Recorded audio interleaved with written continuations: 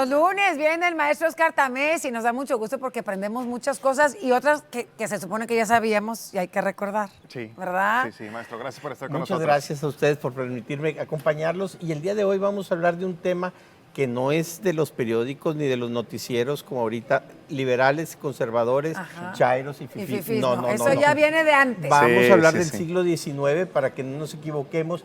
Y es que el gran debate de liberales y conservadores viene de siglos atrás. Y hay que entender incluso que luego lo que ayer defendías, hoy lo contraatacas.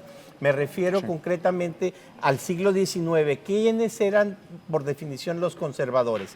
Los conservadores eran los pro-monarquistas, los centralistas, los que querían, digamos, el establishment, no romper con lo que existía, los que pretendían absolutismos. Así es que entre los principales conservadores mexicanos tenemos la figura de Antonio López de Santa Anna, que no puede faltar, un hombre que llega apoyando un golpe de Estado contra Iturbide, que se había declarado emperador, y luego él dice, pues si ya estoy aquí, me quedo de emperador, se vuelve emperador, Su Alteza Serenísima, modifica la Constitución de 1824 para quedarse en el poder y ser un gobierno centralista, dictatorial o cuasi dictatorial. Otro de los grandes personajes, por supuesto, que no era mexicano, pero que nos gobernaba el rey de España, Fernando VII, en su momento fue el representativo del absolutismo contra el que nos independizamos. Él era el rey, él era el que gobernaba y él tenían que obedecerlo. Ahí sí surge la independencia. Tenemos otros absolutistas o monarquistas conservadores, obviamente la figura de Maximiliano de Habsburgo, que no nos puede faltar, porque es un emperador extranjero, un emperador puesto, y ahí estamos viendo a Juan Nepomuceno Almonte, de esos personajes poco conocidos, muy conocidos en la historia, pero poco.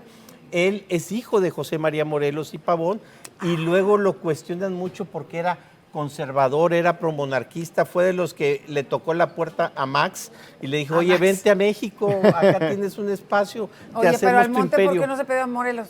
Porque Morelos en su momento no lo tuvo como hijo regular. Sí, Morelos estuvo en una relación matrimonial previa al sacerdocio. Entonces le dejan el apellido de la mamá. Hay quienes dicen que fue para protegerlo, hay quienes dicen que fue porque no lo reconoció. Lo cierto, no hay una definición exacta, pero era el apellido de la mamá. Incluso Almonte se crió en Estados Unidos una parte de su vida. Hay que señalarlo, estos son los conservadores, pero tenemos los liberales también. Entre las figuras máximas de los liberales, pues Benito, don Benito Juárez, don Benito Pablo Juárez García, pero él no es el creador del pensamiento liberal en México, a él se lo atribuimos, pero está Luis Mora previo a él, quien fue el que empezó a introducir todo este pensamiento. Están incluso los previos como Miguel Ramos Arizpe, quien en la Constitución de 1824 plasma el federalismo, el pensamiento republicano y democrático en la Constitución. En concreto, pudiéramos decir que, ¿cuál es la diferencia? El liberal de aquella época era republicano, era demócrata, había centralistas y federalistas, porque luego ahí vienen las confusiones.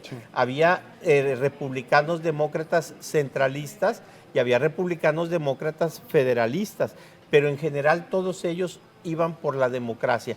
El conservador iba por la monarquía, por el absolutismo, iba por la conservación de las tradiciones cercano al clero y el ejército. Mientras el liberal decía libertad de culto, los conservadores decían vámonos por una religión única. Recordemos que todavía en la Constitución del 24 había religión única en este país. Es decir, era parte de ese pensamiento conservador. Ahí va otro dato, los liberales eran neoliberales, iban por el libre mercado, por la globalización. Benito Juárez era un personaje que iba por la apertura de mercados y la inversión de capitales extranjeros. Sonaría noticia del periódico actual, pero aplicada no. Sí. a los llamados conservadores. No, lo que pasa es que el capital estaba en manos de la iglesia, de unos cuantos ricos y en poder del ejército. Había que abrir a capitales e inversiones extranjeras para que se desarrollara la economía de nuestro país. Así es que lo que en aquel entonces era bueno, hoy para algunos sería una expresión de conservadurismo. Oye, pero además algo importante, esto de los liberales y los conservadores se ha dado en muchos países del mundo. De hecho, recordemos que el origen del debate empieza en Inglaterra, le sigue con Francia, le sigue con Estados Unidos, en donde encontramos el pensamiento republicano liberal. La democracia, como nosotros la concebimos, es más norteamericana. El republicanismo se va a dar en Inglaterra y mayormente en Francia después de la Revolución Francesa, con esos valores de la democracia. Ya hablaremos en algún momento de ello, los valores de libertad, de igualdad, de justicia, y que ahora recientemente, a finales del siglo XX, se incluyen los derechos humanos como valores de la democracia. Por eso encontramos que en la Revolución Francesa vemos libertad, igualdad y justicia. Eran los valores que se defendían. Hoy en día, por un lado está la libertad y por el otro lado la igualdad, pareciéndose enfrentar en estos gobiernos. Así encontramos que algunos de los actuales gobiernos en el mundo son igualitaristas y otros son pro libertades, pro liberales, porque se separaron los valores de la democracia.